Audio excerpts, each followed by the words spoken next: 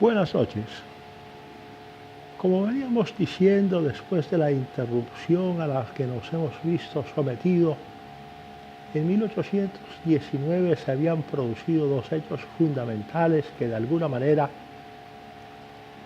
tendrían que ver con la libertad o con la independencia de la República de Colombia o del Virreinato de la Nueva Granada. Habíamos dicho en una primera instancia, en un video anterior, que en 1819, más exactamente el 15 de febrero de 1819, se instaló solemnemente en la ciudad venezolana de Santo Tomás de Angostura el Congreso de Angostura, que tenía como misión darle una constitución política a la República de Venezuela, aunque todavía no estaba totalmente liberada del dominio español, pero que ya en el discurso inaugural el libertador Simón Bolívar habló de su sueño americano en el sentido de que en el futuro tanto la Capitanía General de Venezuela como el Virreinato de la Nueva Granada deberían convertirse en una sola entidad política con el nombre de República de Colombia. Y el segundo hecho fundamental que mencionamos anteriormente fue el de que después de una intentona de tomar Caracas en abril del año 1819, intentona fracasada por cuanto Bolívar no pudo superar las defensas que tenía el general Pablo Morillo y el general Latorre más allá de la llanura de Carabobo, se tomó una decisión importante en el sentido de cambiar la estrategia final. A partir del momento en que Bolívar se reúne con sus oficiales en la población denominada de los 70, se establece que el próximo objetivo ya no será la ciudad de Caracas ni la toma de aquella porción de Venezuela que estaba en poder de los españoles, sino que el objetivo se hace ahora o se vislumbra el de alcanzar el virreinato de la Nueva Granada a través de la retaguardia, a través del paso de los Andes, tomando por sorpresa a los españoles en la capital, Santa Fe de Bogotá. De tal manera que después de ese cambio estratégico que hace Bolívar en la campaña libertadora, se deciden los movimientos que están ahora encaminados a conducir el ejército libertador desde su posición inicial cercana a la ciudad de Santo Tomás de Angostura, bordeando en una línea paralela, digámoslo así, el río Orinoco hacia el occidente, con el propósito de entrar al territorio de la Nueva Granada por los llanos del Casanare, en donde se suponía, como en efecto ocurrió, estaba esperando con sus contingentes el general Francisco de Paula Santander, quien había sido convenientemente advertido por Bolívar de la nueva estrategia que consistía fundamentalmente en sorprender a los ejércitos españoles nada más ni nada menos que en la capital del virreinato de la Nueva Granada, Santa Fe de Bogotá. Allí se inicia una marcha incesante que más o menos nos lleva el mes de mayo, el mes de junio, y los primeros días del mes de julio, cuando comienza el ascenso a los Andes por los farallones que dan hacia Casanare. Bolívar, también en junta de oficiales, decide pasar al otro lado de los Andes a través del llamado Páramo de Pisba, y luego de tomar esa decisión con muchísima dificultad atraviesa los Andes colombianos y aparece sorpresivamente en la meseta cundiboyacense, a la altura de Socha, el poblado de Socha, cerca de un lugar que se conoce o se conocía entonces como Corrales de Bonza,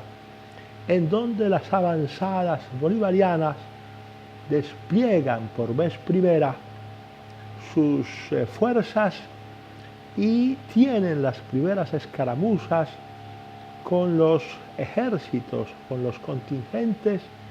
del ejército realista que defendía esas posiciones. En ese momento se van a producir una serie de pequeñas batallas que serán decisivas en la que luego será la independencia del virreinato de la Nueva Granada. Primero, la que corresponde a los Corrales de Bonza, después la batalla que nosotros conocemos históricamente como la del Pantano de Vargas, en donde se produce una victoria de los ejércitos republicanos, y finalmente, cuando Bolívar descubre que el propósito de Barreiro es regresar a Bogotá o a Santa Fe de Bogotá,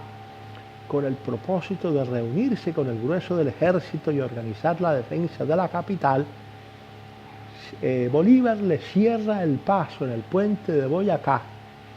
y obliga a los hombres de Barreiro a dar la batalla con el propósito de abrirse el paso hacia Santa Fe de Bogotá o perecer, como en efecto sucedió en el intento. Allí, el 7 de agosto de 1819, se produjo la famosísima Batalla de Bogotá. Dígase lo que se quiera decir por parte de los revisionistas de la historia colombiana, la batalla de Boyacá significó no solamente la más importante, sino la definitiva, en cuanto que tan pronto como se supo de la derrota de los ejércitos realistas en Santa Fe de Bogotá, no solo los ejércitos se desperdigaron y no organizaron la defensa de Santa Fe de Bogotá, sino que el propio virrey Sámano puso pies en Polvorosa y por el camino de Honda buscó la costa primero y después tomó o cogió el rumbo hacia España para evitar lo que él consideraba las posibles represalias de Bolívar. Entonces, hasta aquí ya tenemos tres hechos fundamentales: la reunión o las sesiones ordinarias del Congreso Constituyente de Santo Tomás de Angostura, el cambio de la estrategia de Bolívar en el municipio o en el villorrio denominado de los 70, que consistió fundamentalmente en renunciar provisionalmente a la toma de Caracas para ir a conquistar el virreinato de la Nueva Granada en Santa Fe de Bogotá, como quien dice, en las propias narices del ejército del rey don Fernando VII en 1819, cuando inició la campaña de los Andes y sorprendió a los españoles derrotándolos definitivamente en el puente de Boyacá. Todavía habría de producirse un cuarto hecho fundamental. Bolívar llega a Bogotá o a Santa Fe de Bogotá el 10 de agosto después de la batalla de Boyacá y prácticamente asume el poder ejecutivo de esa nueva entidad política que ha sido libertada por él y por sus ejércitos. Pero deja al general Francisco de Paula Santander encargado de ejercer el poder ejecutivo para seguir la guerra contra Venezuela y concentra en Pamplona un ejército de más o menos unos 10.000 hombres convenientemente entrenados con el propósito inmediato de tomar las ciudades venezolanas de Mérida y Trujillo. Pero como quiera, que más o menos a finales de septiembre o comenzando el mes de octubre, se presentaron algunos roces, algunas diferencias con el general de Francisco de Paula Santander, en el sentido de que la guerra continuaría con el respaldo de los recursos que se obtuviesen de las arcas del antiguo virreinato de la Nueva Granada, Bolívar, para evitar que se pensara en Bogotá o en Santa Fe de Bogotá que la guerra que él se proponía era una guerra exterior que nada tenía que ver con la independencia de la Nueva Granada o de Colombia, llegó, después de un largo camino, nuevamente a Santo Tomás de Angostura y le propuso al Congreso Constituyente de Angostura lo que a mi juicio es la primera constitución política que establece las líneas generales y, por decirlo así, los primeros derroteros constitucionales o normativos de una nueva entidad política que a partir del 17 de diciembre de 1819 se llamó República de Colombia. Efectivamente, ese día, el Congreso Constituyente de Angostura aprobó la ley fundamental por medio de la cual se creó la República de Colombia, y ese mismo día el presidente Simón Bolívar sancionó la ley y quedó creada definitivamente, o quedó creada en ese momento en forma definitiva, por lo pronto, digámoslo así, la llamada República de Colombia, que no era otra cosa distinta en ese momento que la unión de la antigua Capitanía General de Venezuela con el antiguo Virreinato de la Nueva Granada,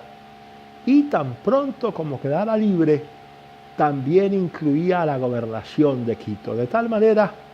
que mediante ley promulgada por el Congreso de Angostura con fecha 17 de diciembre de 1819, se creó la República de Colombia.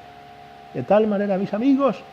que estos son fundamentalmente los 4 grandes hitos que se suceden en 1819 y que sirven como acicate o que sirven como monumento totémico, digámoslo así, para señalar esa fecha como la de la fundación de lo que hoy conocemos como República de Colombia. Ahora me despido por esta noche, no sin antes invitarlos a que sigan en lo sucesivo atentos a estas charlas en donde vamos a hablar durante algunas semanas